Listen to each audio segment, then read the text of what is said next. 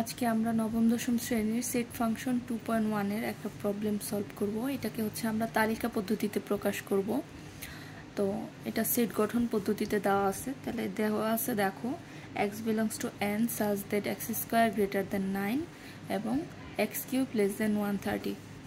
আচ্ছা, এখন এটাকে সলভ করার জন্য আমাদেরকে আগে জানতে হবে যে এই যে ফার্স্টের কন্ডিশনটা, যে n, এই n দিয়ে কি বোঝাচ্ছে? এই n হচ্ছে n দিয়ে বোঝাচ্ছে ন্যাচারাল নাম্বার, ন্যাচারাল নাম্বার,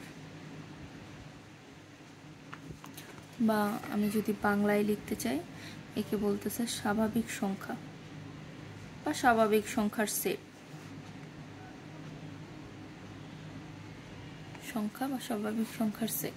তাহলে এই স্বাভাবিক সংখ্যাগুলো কীরকম হয় দেখো। স্বাভাবিক সংখ্যার সেট তোমরা নিশ্চয়ই প্রথম চ্যাপ্টারে পড়ে এসেছো, যে 1 2 3 4 5 6 এরকম করে 7 8 9 10। হ্যাঁ, প্রথম শুরু হয় হচ্ছে 1 থেকে, 1 2 3 4 5 6 7 8। হ্যাঁ, এরকম করে চলতে থাকবে। এরা হচ্ছে সবাই স্বাভাবিক সংখ্যার সেট। ওকে, এখন হচ্ছে এই অঙ্কটা সলভ করার জন্য আমাদেরকে ফার্স্টে এই কন্ডিশন স্যাটিসফাই করে এরকম কিছু এলিমেন্ট নিতে হবে এবং এই কন্ডিশনটা স্যাটিসফাই করে এরকম কিছু এলিমেন্ট নিতে হবে। তাহলে দেখো তো আমি যে, এবং এটার কন্ডিশন হচ্ছে যে এই যে এক্সের ভ্যালুগুলো নেব এরা কোত্থেকে আসতে হবে? এই ন্যাচারাল নাম্বারের সংখ্যাগুলো থেকে আসতে হবে। তাহলে আমরা প্রথমে এটার জন্য এই কন্ডিশনটার জন্য নিয়ে নিই। তাহলে এই কন্ডিশনটা হচ্ছে এক্স স্কোয়ার গ্রেটার দেন 9। তাহলে আমরা x = 1 এর জন্য যদি বের করি তাহলে 1 স্কোয়ার, 1 এর স্কোয়ার, 1 এর স্কোয়ার হচ্ছে 1 লেস দেন 9। তাহলে এটা ক্রস, এটা হচ্ছে 9 এর থেকে বড় হয়নি, তাহলে এটা ক্রস। x = 2 যদি ধরি, তাহলে x = 2, x = 2 এর জন্য হচ্ছে আমরা কি পাচ্ছি? 2 এর স্কোয়ার যদি করি দেখো 4 চলে আসবে, 4 লেস দেন 9। তাহলে এটাও ক্রস, এটাও 9 থেকে বড় হয়নি। তাহলে x = 3 যদি ধরি, 3 এর স্কোয়ার 9। তাহলে এটাও কিন্তু 9 হয়েছে, বাট 9 থেকে বড় হয়নি। তাহলে এইটাও আমাদের কন্ডিশন ক্রস। ওকে, তারপরে x = 4, 4 যদি ধরি, 4 এর স্কোয়ার যদি করি 16, এটা গ্রেটার দেন 9। দেখো এটা হচ্ছে গ্রেটার দেন 9 আসতেছে। তার মানে এই কন্ডিশনটা আমার মানে এই এলিমেন্টটা আমার স্যাটিসফাই করছে এই কন্ডিশনটাকে। তারপরে x = যদি 5 নিই, দেখো 5 এর স্কোয়ার যদি নিই 25, এটাও দেখো গ্রেটার দেন 9, এটাও এই কন্ডিশনটাকে স্যাটিসফাই করে। হ্যাঁ, এখানে যে 25 এটা 9 থেকে বড়। হ্যাঁ, এই 9 থেকে বড়। তাহলে এই যে আমরা যেগুলো হচ্ছে স্যাটিসফাই করতেছে ওদেরকে টিক চিহ্ন দিয়ে নিয়েছি। আর যেই কন্ডিশন, যেই ভ্যালু এলিমেন্টগুলো হচ্ছে বা ভ্যালুগুলো এক্সের যে ভ্যালুগুলো হচ্ছে এই কন্ডিশনটাকে স্যাটিসফাই করেনি, সেগুলোকে আমরা হচ্ছে ক্রস চিহ্ন দিয়ে নিলাম। ওকে, দেখো এখন x = 6 এর জন্য যদি আমরা বের করি 6 স্কোয়ার 36, এইটাও গ্রেটার দেন 9। তাহলে এরকম তুমি যদি আরও বের করতে থাকো, 9 থেকে সবাই বড় আসবে। যেহেতু এই এখানে একটা ভ্যালু বড় আসতেছে, দেখো তুমি 7 বের করতে পারো, বের করে দেখবে সবাই কি 9 থেকে বড় আসতেছে। তাহলে আমাদের আর এত তো বের করার দরকার নেই। 2-3টা ভ্যালু বের করার পর আমরা এটাকে এরকম, যে এখানে আরও ভ্যালু আছে এরকম আসতে থাকবে। এরকম 2টা লাইন যদি আমরা ইয়ে করে দিই তাহলে মোটামুটি আমাদের হয়ে যাবে। তাহলে এই যে কন্ডিশন, এই কন্ডিশনের সেটটাকে আমি লিখতে পারি এরকম, যে এখান থেকে শুরু হয়েছে কত থেকে? এই যে 4 থেকে শুরু হয়েছে, 4 এর জন্য পাইছি, তাহলে 4।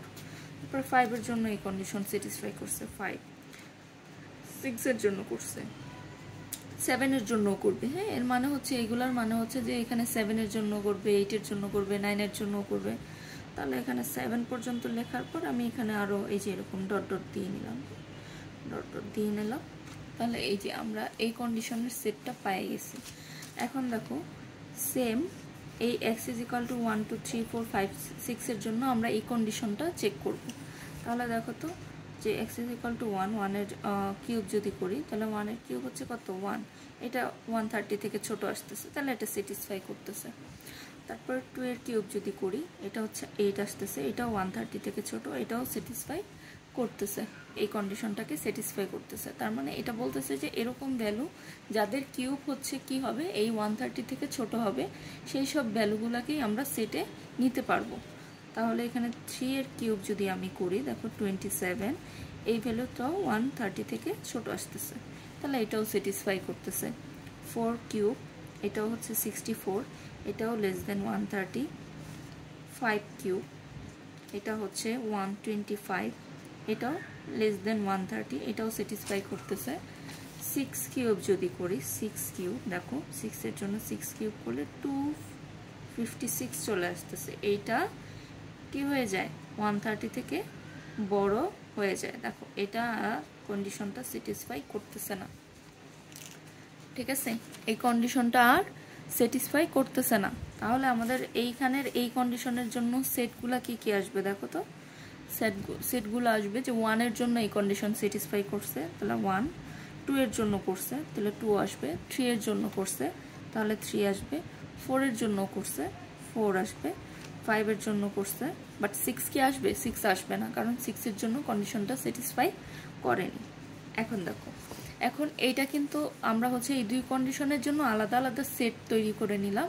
এবার যখন এখানে তোমাকে বলবে যে এবং এইটার হচ্ছে তুমি তালিকা পদ্ধতি প্রকাশ করো, তখন তুমি এদের আলাদা আলাদা সেটের ইন্টারসেকশন বের করে নিবা। ইন্টারসেকশন তোমরা যদি এখনো না জেনে থাকো তাহলে আমি বলে দিচ্ছি যে ইন্টারসেকশন হচ্ছে যে এইখানের সেট যেটা আছে, এই সেট এবং এই সেটের যে এলিমেন্ট, এদের প্রত্যেককে এক একটা এলিমেন্ট বলা হয়। এই এলিমেন্টগুলোর মধ্যে কমন যে এলিমেন্ট, মানে দুইটা সেটেই আছে এমন এলিমেন্টগুলো নিয়ে তোমাকে নতুন আর একটা সেট তৈরি করতে হবে। হ্যাঁ, তো ওই সেট গঠনের জন্যই আমরা ইন্টারসেকশন ইউজ করি। তাহলে দেখো এখানে হচ্ছে এই সেটের এলিমেন্ট কে কে আছে, 4, 5, দেখো তো এই সেটে 4, 5 আছে কিনা, আছে, তাহলে এই 4 আর 5কে আমরা নিতে পারবো। ওকে, এখন দেখো পরে 6 আর 7 আছে, এই সেটে কি 6 আর 7 আছে, নাই, তাহলে এই 6, 7 আমরা নিতে পারবো না। আবার দেখো এই সেটে 1, 2, 3 আছে, কিন্তু এই সেটে কি 1, 2, 3 আছে, নাই, তাহলে এই 1, 2, 3ও আমরা নিতে পারবো না। এর মানে হচ্ছে ইন্টারসেকশনের মানে হচ্ছে দুই সেটে কমন যে এলিমেন্টগুলো আছে তাদেরকে নিয়ে নতুন করে সেট তৈরি করা। তাহলে এই যে দুই সেটে কমন শুধুমাত্র 4 আর 5 আছে, তাহলে এই 4 আর 5ই হচ্ছে আমার এই সেট গঠন পদ্ধতির তালিকা পদ্ধতিতে প্রকাশ। এখানেই তোমাদের উত্তর কমপ্লিট। আশা করি তোমরা বুঝতে পেরেছো। তাও যদি কোনো প্রবলেম হয় তোমরা আমাকে কমেন্ট সেকশনে জানাইতে পারো।